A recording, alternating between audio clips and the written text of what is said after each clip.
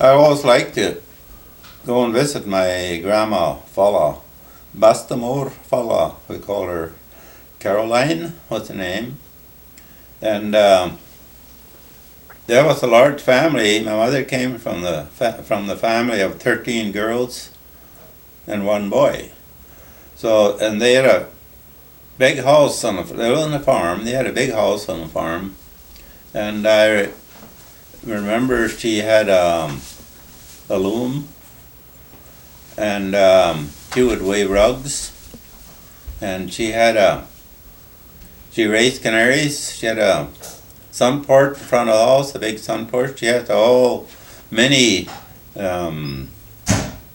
canary cages hanging there, and they had nests in there, and they laid eggs, and they raised canaries, and that was really interesting. And also, one thing I always remembered, she had a phonograph that was like a console. It stood up on legs in this real nice cabinet, and she had a lot of records. This was in the 1930s, fairly early in the 30s. And you all thought she had such a nice house. It was the big house. Well, they needed a big house. It was with that many, that large a family. And I also remember they had a stairway on each end of the house. And my grandpa, I can't remember because he died when I was about probably 6 years old. So I really can't remember him. But and then she was left alone there out on the farm, and by that time many of the girls were already married.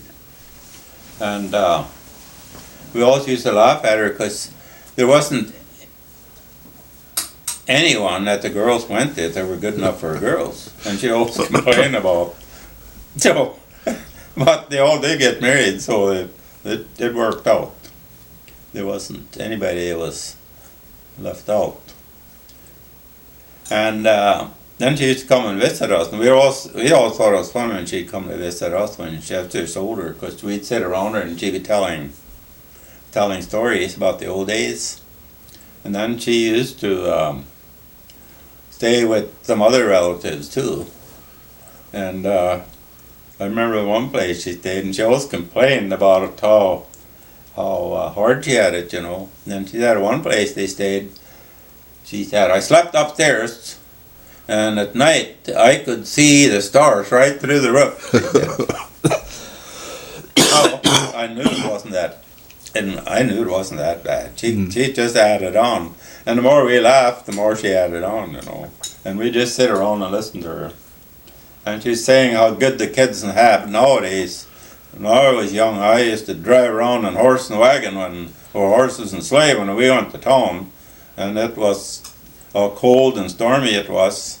And now, she said, people ride around in a glass cup, she said, because some people had enclosed cars, you know. Mm-hmm.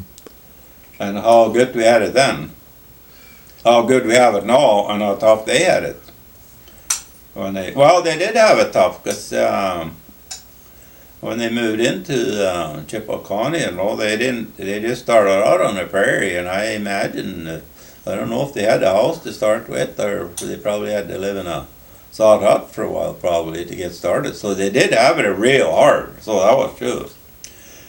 And then one of her other activities, she was midwife for the whole neighborhood. So ever there was a baby born someplace, they had to get over and get best more Falla right away, Grandma Falla. And mother, no matter what time of the night it was out, she had to get up and be there. And she always complained, no one can have any babies around here, and I have to be there. Always coming to get me no matter what time it was. Well, if they didn't have her come, then she'd really get angry, because there was no one else could do that around there, you know. So she felt that she do it, but she still complained that she had to do this. So, but we always liked to listen to her. She was really an industrious lady, and she made wine too.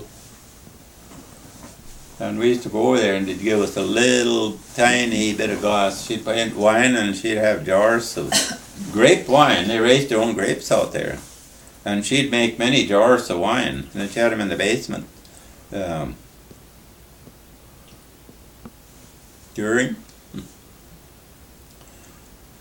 And I also remember that the house was quite modern for those days. I think they had like a water heater that they'd heat water with wood. They used wood in it to heat it. And it seems like they had a bathtub too in one room there.